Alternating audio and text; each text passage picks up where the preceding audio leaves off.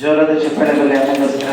ಅಮ್ಮ, ಆಕ್ಚುಲಿ ನೀವು ತುಂಬಾ ಸಣ್ಣ ಇದ್ದೀರಾ. ಈ ಥೆರಪಿ ತಗೊಂಡು ಇನ್ನೂ ಏನಾದ್ರು ಸಣ್ಣ ಆಗ್ಬಿಟ್ರ?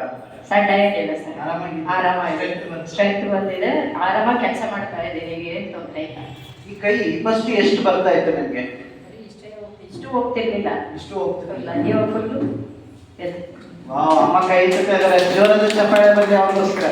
ಅಮ್ಮ ಫೈನಲಿ 2.5 ತಿಂಗಳು ಬರೀ 2.5 ತಿಂಗಳು ಒಂದೇ ಆಬ್ಸೆಂಟ್, ಒಂದೇ ಚಕ್ಕರ್.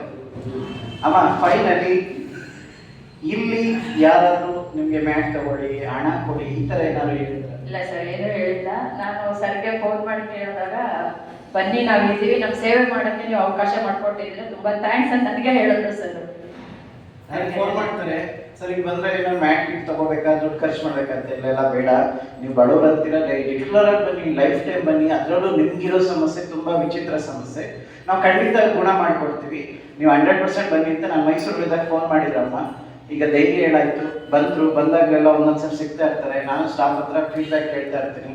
ಅಮ್ಮ ಫೈನಲಿ ಈ 2.5 ತಿಂಗಳು ಎಲ್ಲಾದ್ರೂ ವಾಕಿಂಗ್, ಜಾಕಿಂಗ್, ಡಯಟ್ ಆ ಥರ ಏನಾದ್ರು ಮಾಡ್ತಾ ಇದ್ದೀರಾ? ರೆಗ್ಯುಲರ್ ವಾಕಿಂಗ್ ಮಾಡಿದೆ ಅಷ್ಟೇ ಸರ್, ಮಾಮೂಲಿ ನಾರ್ಮಲ್ ಆಗಿ ಯಾವಾಗಲೂ ಮಾಡ್ತಿದ್ದೆ, ಅದನ್ನ ಕಂಟಿನ್ಯೂ ಮಾಡಿದೆ ಅಷ್ಟೇ, ಬಂದು ಇನ್ನೇನು ತಗೊಂಡಿಲ್ಲ. ಈ 2.5 ತಿಂಗಳಲ್ಲಿ ಎಷ್ಟು ಸಾರಿ ನೀವು ಆಸ್ಪತ್ರೆಗೆ ಹೋಗಿ ಹಣ ಸುರಿದಿದ್ದೀರಾ? ಎಷ್ಟು ಇಲ್ಲ ಸರ್, ₹1 ಇಲ್ಲ. ಜೋರಾದ ಚಪ್ಪಾಳೆ ಬರಲಿ.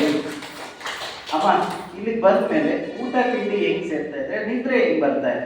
ಚೆನ್ನಾಗಿ ಬರ್ತಾ ಇದೆ ಸರ್ ನಿದ್ದೆ. ಮುಂಚೆ ನಿದ್ದೆ ಬರ್ತಿರ್ಲಿಲ್ಲ ನನಗೆ, ಈಗ ಚೆನ್ನಾಗಿ ನಿದ್ದೆ ಬರ್ತಾ ಇದೆ, ಊಟ ತಿಂಡಿಗಳನ್ನ ಮಾಡ್ತಾ ಇದ್ದೀನಿ.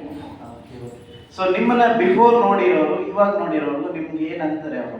ಅವಾಗ ನೋಡಿರೋರು ಪರವಾಗಿಲ್ಲ, ನಿಮ್ಮ ಹೆಲ್ತ್ ಡೆವಲಪ್ ಆಗ್ತಾ ಇದೆ ಅಂತ ಹೇಳಿದ್ದಾರೆ ಸರ್. ಫ್ರೆಂಡ್ಸ್ ಎಲ್ಲ ನನ್ನ ಫ್ರೆಂಡ್ಸ್ ಎಲ್ಲ ನೋಡಕ್ ಬಂದಾಗ ನಿಮ್ಮನ್ನ ನೋಡಕ್ಕೆ ಆಗಲ್ಲ ಅಂತ ಅವರೇ ಕಣ್ಣೀರು ಹಾಕ್ಬಿಟ್ಟಿದ್ರು ಅವ್ರಿಗೆ. ಈಗ ನೀವು ಬಂದು ನೋಡ್ತಾ ಇದ್ದಾರೆ, ಪರವಾಗಿಲ್ಲ, ಈಗ ನಿನ್ನ ಸ್ಕಿನ್ ಎಲ್ಲ ಇದಾಗ್ತಾ ಇದೆ, ನಿನ್ನ ಮಗು ಮುಖದಲ್ಲಿ ನಗು ಕಾಣ್ತಾ ಇದೆ ಅಂತ ಹೇಳಿದ್ರು, ಅದು ನನಗೂ ಖುಷಿ.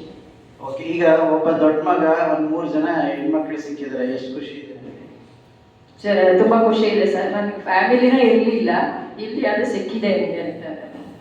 Okay, thank you. ಇಲ್ಲಿ ಬರೋರಿಗೆ ಇರೋರಿಗೆ ಏನು ಹೇಳಕ್ಕೆ ಇಷ್ಟಪಡ್ತೀರಾ? ಬನ್ನಿ, ಗ್ರೀನ್ ಲೈಫ್ಗೆ ಟ್ರೀಟ್ಮೆಂಟ್ ತಗೊಳ್ಳಿ, ಡೆಫಿನೆಟ್ ಆಗಿ ಆಗುತ್ತೆ ಅಂದರೆ ಉದಾಹರಣೆ ನಾನೇನೇನೆ. ಥ್ಯಾಂಕ್ ಯು ಅಮ್ಮ, ಧನ್ಯವಾದಗಳು. ಕುತ್ಕೊಳ್ಳಿ.